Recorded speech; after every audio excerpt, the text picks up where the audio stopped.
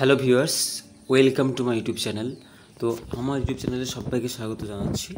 তোমরা থাম্বনেল দেখে ইতিমধ্যে বুঝতে পারছো যে আজকের ভিডিওর বিষয়বস্তু হচ্ছে the verbal and non verbal elements in drama. অর্থাৎ ড্রামাতে যে এলিমেন্ট দুটি রয়েছে, ভার্বাল এবং নন ভার্বাল, ওটির সম্পর্কে বিস্তর আলোচনা। মূলত এটি আমি আজকে আলোচনা করছি তোমাদের যে ACC2 রয়েছে, ক্রিয়েটিভ রাইটিং, ওখানেরই একটা পার্ট হিসাবে, ঠিক আছে, ওই সিলেবাসের অন্তর্গত হিসাবে আমি কিন্তু এটা আজকে আলোচনা করব। আশা করি তোমাদের হেল্প হবে এবং এই প্রশ্নটি তোমাদের এক্সাম পয়েন্ট অফ ভিউ থেকে কিন্তু খুব ইম্পর্টেন্ট প্রশ্ন, ঠিক আছে। তো চলো ভিডিওটি শুরু করা যাক। আচ্ছা, তাহলে কি বলছে দেখো, verbal communication is about language. তাহলে ভার্বাল কমিউনিকেশনটা কি?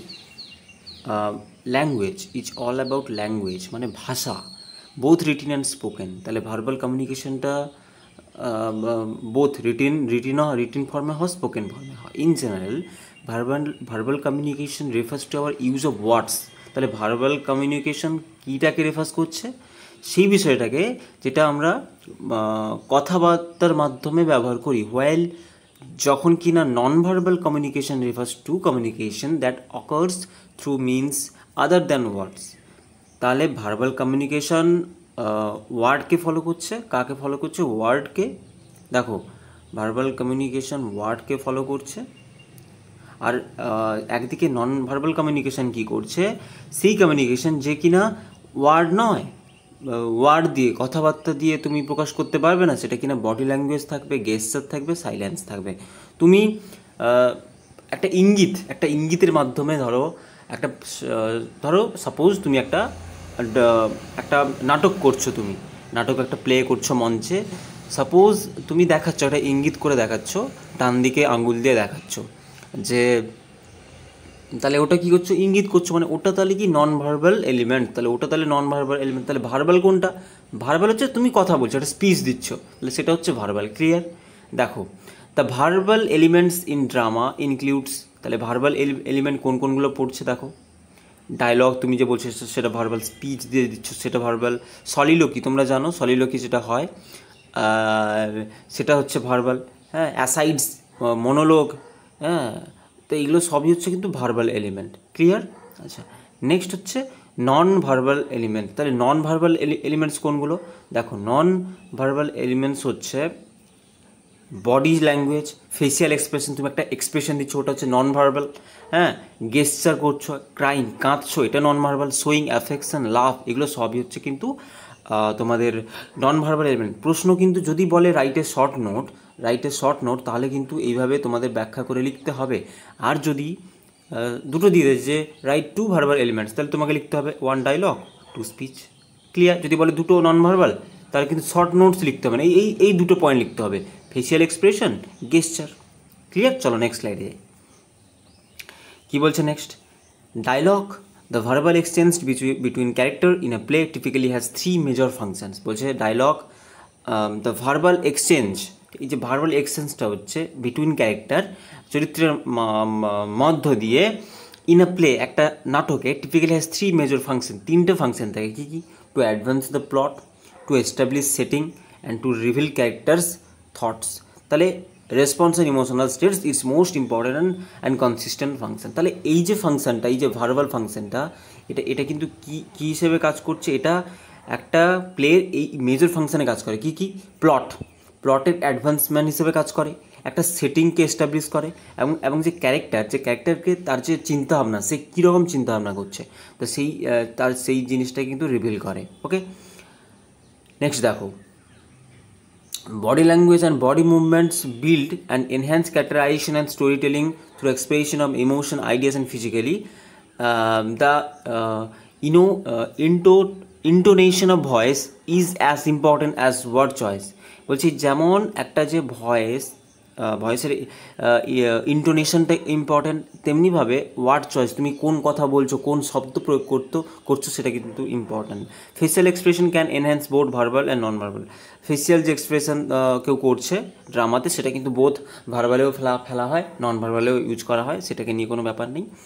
তো এবারে বলছে incorrect and or non existent body movement expressions and or intonations can be detrimental to verbal and non-verbal communication, which could negatively affect the overall performance. Pantomime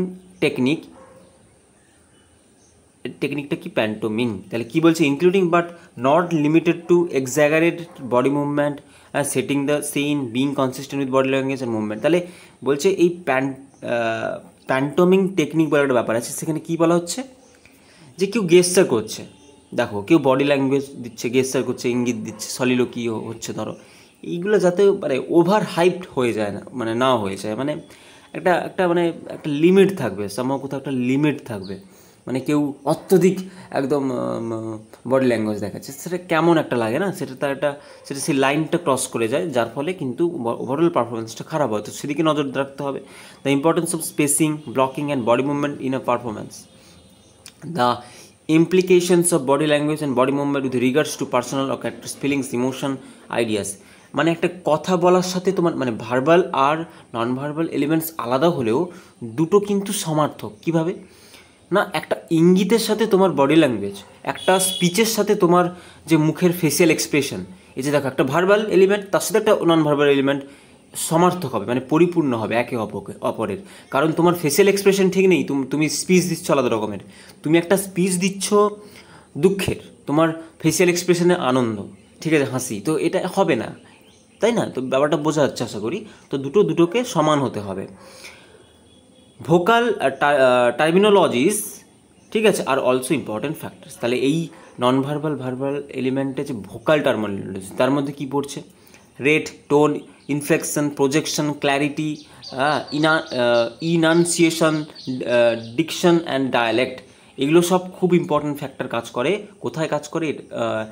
এই verbal আর non verbal element, ড্রামার এইসব জায়গাগুলো। তাহলে বুঝতে পারলে? তাহলে প্রথমে first of all তোমাকে লিখতে হবে এখানে ভার্বাল কমিউনিকেশনটা কী বা নন ভার্বাল কমিউনিকেশনটা কি, দুটো দেখো তোমাদের ডেফিনেশন দেওয়া আছে। নেক্সট দিয়েছি যে তোমাদের নেক্সট হচ্ছে আচ্ছা এটা গেল ডেফিনেশন। এখানে থাকবে এলিমেন্ট, মানে ইটস এক্সাম্পল। নেক্সট হচ্ছে এখানে থাকবে বেসিক্যালি কীভাবে একে অপরের পরিপূরক, এই দুটো জায়গা। ওকে, কীভাবে এখানে হচ্ছে একে অপরের পরিপূরক, এটা থাকবে। নেক্সট এখানে থাকবে সেম ফ্যাক্টর, যে কোন জিনিস ইম্পর্টেন্ট এবং কনক্লুশন দিয়ে তুমি এটাকে শেষ করবে। বেসিক্যালি এই নোটসটা তোমরা লিখতে পারো বা তোমরা নিজের মতো লিখতে পারো, এটা কিন্তু somehow তোমাদের হেল্প হবে। ওকে, থ্যাঙ্কস ফর ওয়াচিং গাইস। যদি আশা করি তোমাদের ভিডিওটি হেল্পফুল হবে। আর আমি একটাই কথা বলবো, তোমাদের যদি কারো নোটস প্রয়োজন হয়, ওকে, সেক টুর কারো নোটস প্রয়োজন হয়, আমাকে কন্ট্যাক্ট করতে পারো তোমার এই নাম্বারে, বা আমি ডেসক্রিপশানে দিয়ে দেবো। তো এখানে কিন্তু আমি সব কোয়েশ্চেন আনসার সাজিয়ে দিয়েছি, তো তাই তোমাদের হেল্প হবে, ঠিক আছে? তোমরা প্রশ্নগুলো নিয়ে সেটা রেডি করতে পারবে।